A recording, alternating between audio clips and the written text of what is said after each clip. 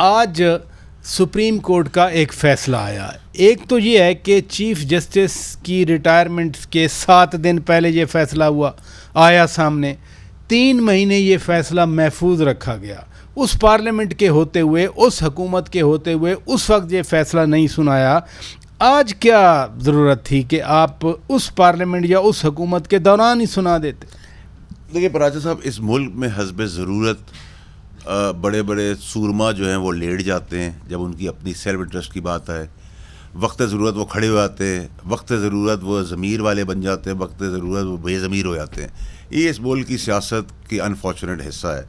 और जहाँ तक चीफ़ जस्टिस साहब की आप बात करें तो मेरा एनालिसिस ये है कि जाने वाले आउट गोइंग चीफ़ जस्टिस साहब 7-8 दिन में अच्छा बड़ा स्ट्रोक खेलेंगे, और आने वाले जो चीफ़ जस्टिस साहब हैं जिनके ऊपर बयानिया बनाया जा रहा है पार्टियों की तरफ से कि जी वो आएंगे तो हम आएंगे और हमें रिलीफ मिल जाएगा, उनका फरमाइशी प्रोग्राम मर जाएगा। क्योंकि फ़ाइज़ ईसा साहब के जो हमने एक्शन देखे हैं चीफ जस्टिस साहब के, उसमें वो बड़े ब्लंट, ब्रेव, दलेर, कानून के ऊपर खड़े होने वाले सख्त आदमी हैं। ठीक है, तो वो मुझे लगता है कौम को भी मायूस नहीं करेंगे।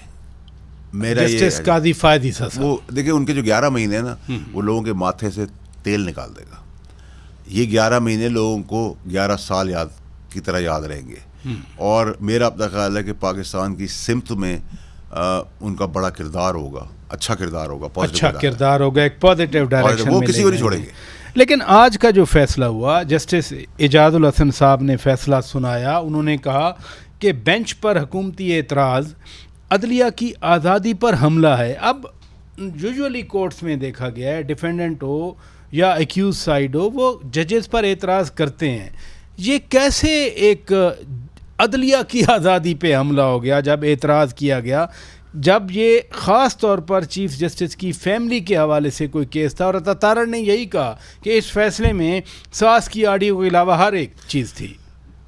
देखिए पराजो साहब, इसका जो एक्चुअल चीज़ है, देखिए जिस मुल्क के अंदर एक जज डिसीजन दे और उसके बाद सिक्योरिटी मांग ले, जिस अदालती निज़ाम के अंदर कुछ जजेस मीडिया को प्ले करने के लिए, हीरो बनने के लिए डिसीजंस दे दें, जिस मुल्क में वक्त हाल वक्त ज़रूरत बेंच बन जाए, बेंच टूट जाए, जिस मुल्क में जजों के वहाँ नौकरों के ऊपर तशद्दुद हो, उनके सर फट जाए, उनके ऊपर कीड़े पड़ जाए और पेटी बंद भाई उनको बेले दे दे, उस मुल्क का तो आपने जनाजा निकाल चुके हैं आप।